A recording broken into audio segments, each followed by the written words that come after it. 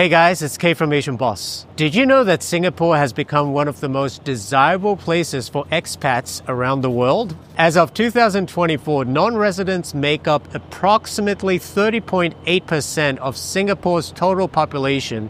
That's over 1.8 million people. But what's it really like to live here as a foreigner? Today, we're hitting the streets of Singapore to ask expats themselves why they chose Singapore and what life is actually like once you arrive. Where are you from originally and what brought you to Singapore? I am originally from Iran and I came here for work. I'm from Australia, from Sydney, and I've been in Singapore for 15 years, and what brought me here was employment. I see. And could you tell me a bit about your profession? So I'm a teacher, and my husband is a management consultant, and we moved here from Dubai, where we were living previously.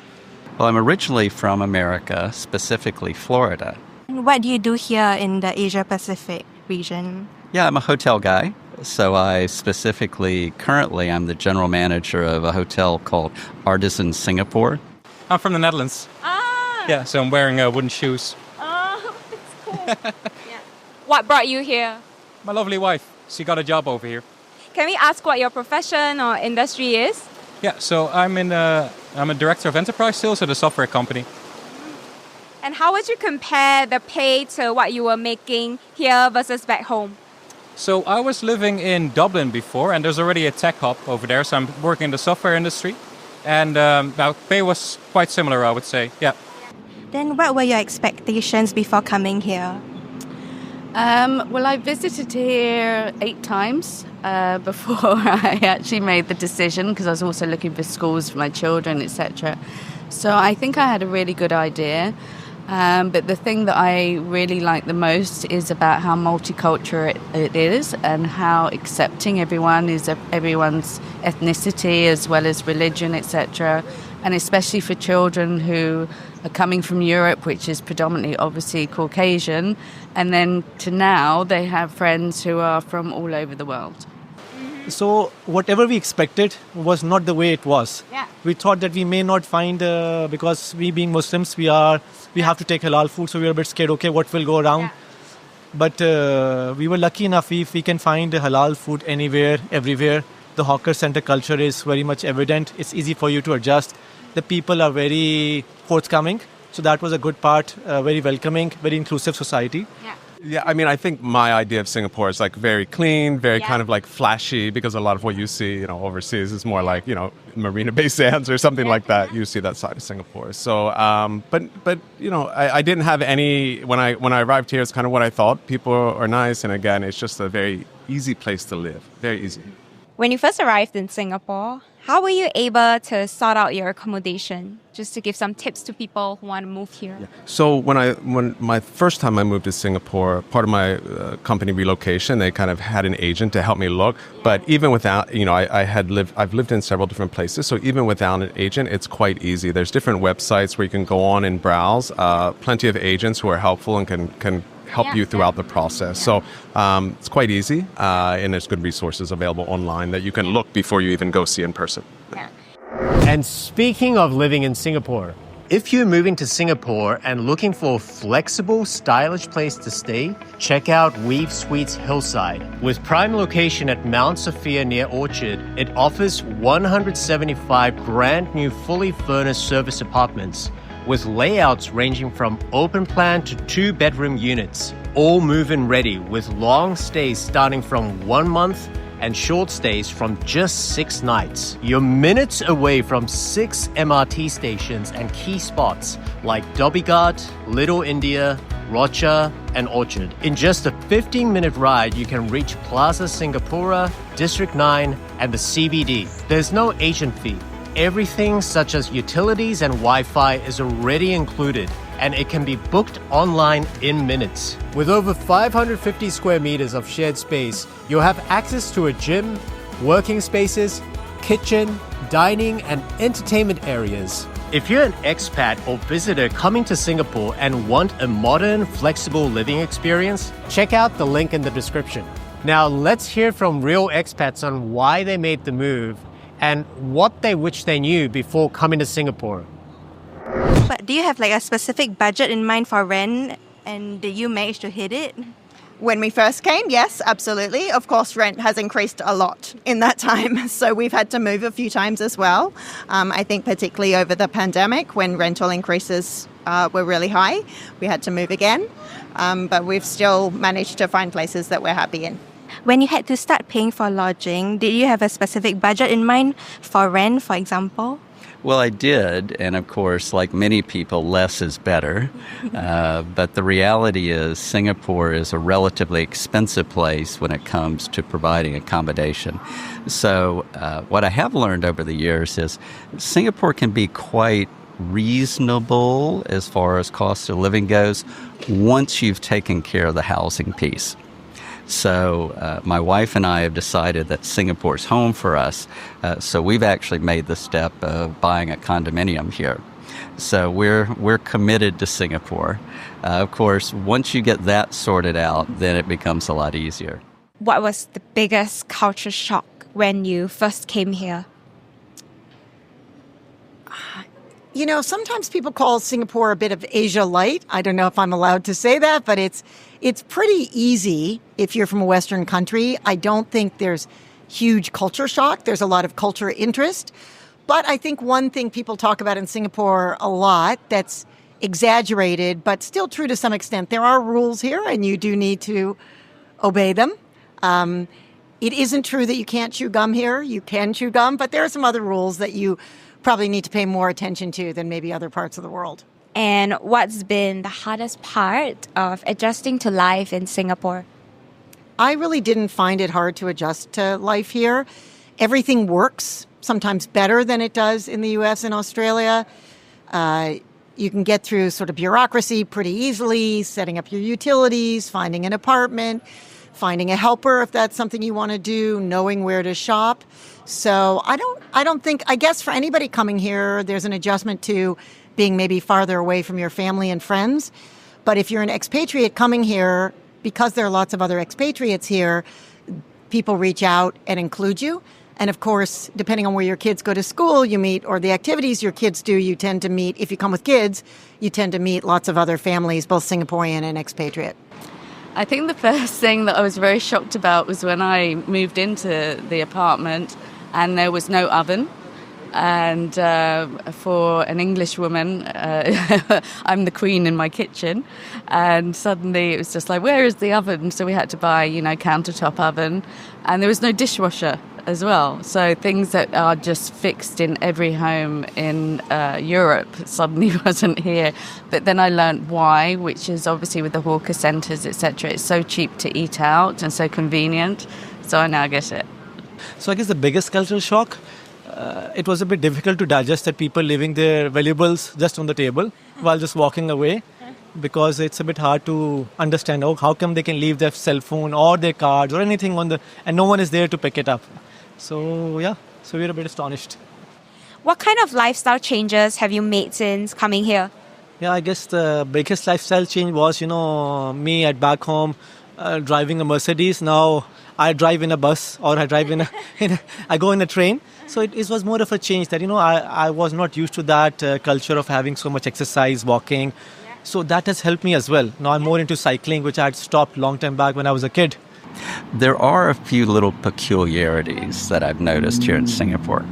For example, a small percentage of the population own and drive their own car, for example.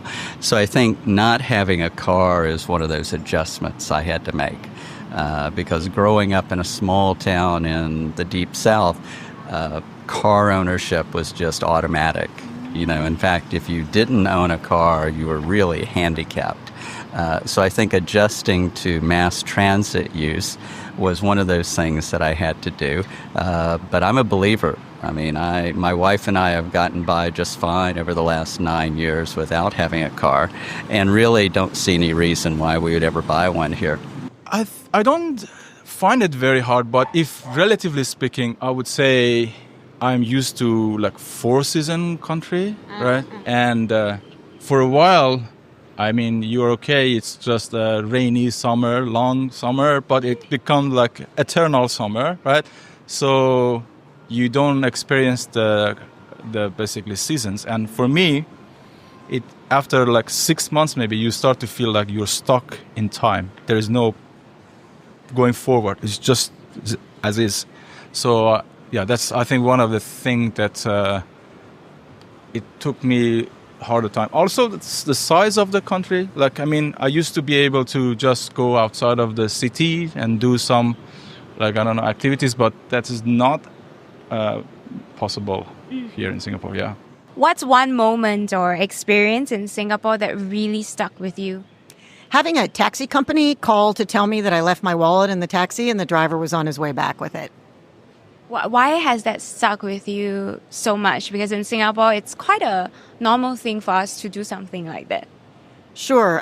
In some parts of Asia, like Singapore or Japan, you know, you come to expect that, but that isn't true everywhere in the world. It's often a hassle for the taxi driver to track you down, even if they are honest. And of course, sometimes they don't see it and somebody else might pick it up. So the kind of honesty here, straightforwardness it's really a pleasure to be part of. Yeah, I think early when I first moved to Singapore, I remember being at kind of like a food court eating, and there was a Singaporean guy, and he was with his family, and he came over and started talking to me. And he's actually quite kind, and he invited me for dinner a few weeks later. Haven't been in touch recently, but we stayed in touch for a few years. So he's just quite open, like, oh, you just moved here, and just really interested in highlighting kind of Singapore and being a resource and someone that I could call if I had any questions. So that was really nice. You've been here for, you say, about 4 years. Do you feel like you're part of Singaporean society or still an outsider?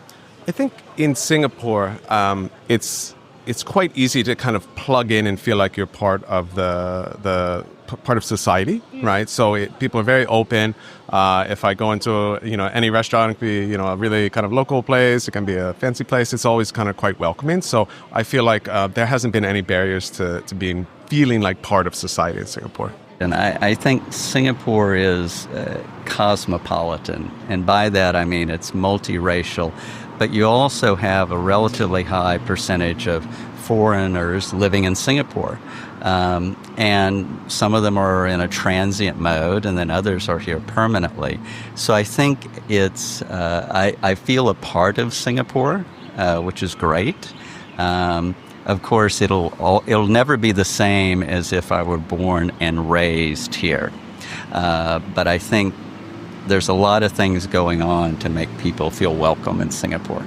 Every time I leave, when I come back, I feel like I'm coming back home. I found that I managed to settle very quickly. I felt like I'm in an environment that I can call it home. But legally, that's not the case yet. So so definitely emotionally, I have that kind of feeling. I have basically a Singaporean girlfriend. I hang out with Singaporean a lot, and even though my company doesn't have all Singapore, mostly are non-Singaporeans. There are maybe 20% Singaporean, but others are not non-Singaporean. But I hang out with Singaporean. I enjoy spending time with them. But I've been thinking about that. I mean, in order to actually call a place home, it's not only emotional, and it has to be bi-directional, right? It has to be.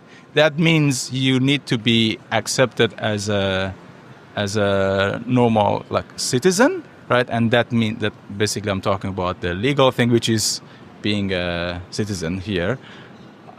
To be fair, I haven't applied yet, but but I've heard many unsuccessful stories, right? So yeah, that's that. But hopefully, I can call it home, completely, deeply. Yeah. And there's this perception that there are so many expats working in Singapore that locals might not even be able to compete with expats for the same job. What's your personal take on this? I've heard that as well. It's hard to know if it's true. I can understand the perception. And I guess all over the world, locals are worried about people coming in from outside and taking their jobs. In the jobs in the companies that I worked at where we were hiring people, we just looked at the merits of the individuals, and I would say we hired a strong mix of Singaporeans and expats, depending on the needs. Yeah, I think it's a very relevant and fair concern for people. I think that the Singaporean government does an excellent job of controlling the number of people who they give visas to. Personally, we've applied for PR 3 times and we've been rejected each time, so that didn't happen for us. But I think that the Singapore government really manages that very well. I think Singapore does very well at being a meritocracy. It's very good at being, if you are qualified for something and you're better than the other candidate, you're going to get it. Like, I think maybe that's my like being young and naive, but I think that in my experience and my talking to lots of people, that generally speaking, the harder worker person generally gets the job. So, and I don't mean that to be too divisive, because I know sometimes there can be a nuance to that, but I know a lot of very hardworking local guys that would beat me for a lot of jobs. So, What do you think are some of the biggest advantages of coming to Singapore for work? It's a big hub over here. So Singapore serves the whole Asian region in terms of finance, but also a lot of tech startups move over here. There's also great synergy as well with Malaysia. There's a lot of industry over there, a lot of talented people. So there's a lot of opportunity over here. I guess the best thing, is for kids, this is one of the most safest places, I must say. I mean, that is one of the main reasons that really inspires and pushes us to be here. There's a lot of sense of security. And it's so child-friendly, even taking from a kid onto a bus, onto a train, into a stroller, all across the pavements, anywhere, it's super fantastic. We were recently in Korea 5 days back, and it was difficult for us to push the stroller. But then we were like, oh, wow, I wish I was in Singapore. Very easy to go around. Well, I think it's, the big 3 things that people always comment on.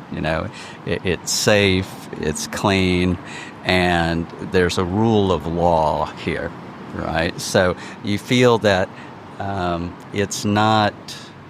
decisions aren't made on a whim. I mean, it's pretty clear that there's a lot of very talented, smart people putting a lot of energy and thought into planning for Singapore. And I think those are the fundamental things that, when we're looking for a home, those are the things that are really, really important. Are there any perhaps disadvantages of staying in Singapore? I think the only disadvantage is, like any major city in the world where you would like to live, cost of living is high. But somebody told me a long time ago that paradise comes at a price. And how expensive is Singapore compared to your home country? Well, that's a pretty tricky question right now. I believe we're all party to tariffs going up and down, so I don't think anything in my past experience is going to be relevant to my go-forward experience. I mean, certain things in Singapore are quite expensive, fresh produce. A lot of food is imported here, so tropical food tends to be reasonably priced, but if you want strawberries or you want Ben & Jerry's ice cream, it's been shipped in here, so the prices are high. The absolute value, of course, is one of the most expensive cities. But if you compare to the amount that basically the percentage of different items in your compared to the amount that you make, I think it's cheaper here. If I compare it with the last place I was, rent is definitely more. But then again, you get a lot more value for it as well. So at the moment, I've got a swimming pool with the apartment, and there's a gym, wow, and there's no fungus, and everything works. So yeah, that's completely different than Dublin. What's one thing that you feel is super overpriced here? One thing that is, the medical services, as I mentioned, especially the childbirth, if you don't have an insurance, then you're in for a ride. So think about having children. If you are planning, then plan well, I would say. Cars. That's prohibitive. So we don't have a car. So before I used to have 2, and now I have none. And obviously it's just public transport, and that is a massive plus. That the public transport is so amazing here. And then obviously we've got Grab and taxis, etc. And I understand that you're PR now. Do you think that you'll be staying here long term, or will you perhaps eventually want to leave for another country? Nope, my plan is I'm here. And fortunately, they were kind enough to renew my permanent residency. So hopefully, as long as I don't lead a protest or anything, I'll be able to stay indefinitely. Well, I'm a PR, so I have to depend on the Singapore government to let me continue to stay because I get renewed every 5 years.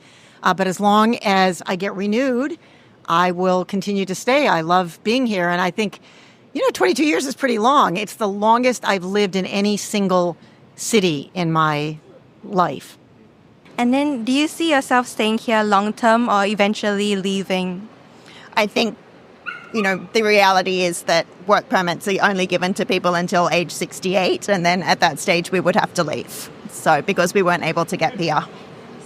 And if you do leave, what's like the thing that you miss most about Singapore? Oh gosh, I've missed so much. I think the greenery. Everywhere else that I go in the world, you start to really miss that, and having so much luscious rainforest around you. How organized is this city and how functional is everything? Like, I miss this very quickly as soon as I go somewhere else, even Europe, right? When I go there, I realize, oh, no, Singapore. I have to accept that this, to some degree, basically, it is not a reality for outside of Singapore. It's like a fictional standard of like how organized is this tiny red dot. Right, so that will be definitely. I'm a person that I enjoy that kind of order in the society. Definitely, I will miss that. So moving here from France, where the red tape is crazy, where here everything just works. If you need something doing, it gets done, and it gets done efficiently and quickly. So that I would definitely miss. Sure. And how do you think Singapore has changed you as a person, if any at all? I don't think it's changed me personally, but I would say it's changed my children because they are taught a lot at school about acceptance and about mindfulness, things that wouldn't necessarily be taught in Europe. But I think it's the Asian way that you must get on with your neighbour and support your neighbours and things like that. So for them growing up and becoming adults, I think this is 100% positive for them. Well, I wish I could tell you that living here a really long time has changed me and that I learned to stop sweating when it was hot, which is everybody's goal, that you somehow adjust, which has definitely not happened. As a person, I think even though I came here being open and wanting to be open to lots of different cultures and ideas, I think I got even more of that than I thought. Because Singapore is this great mixing ground. It's not just Singaporeans and, say, Americans or Australians. There are people here from all over the world. I found, in my family, there are 2 languages, 2 passports. In so many families here, there are 4 or 5 languages, 3, 4 different kinds of passports. And so it's a great melting pot of different people from all over the world. So I feel like it really opened my eyes to lots of different cultures. And final question, what is one thing you wish you knew before moving here?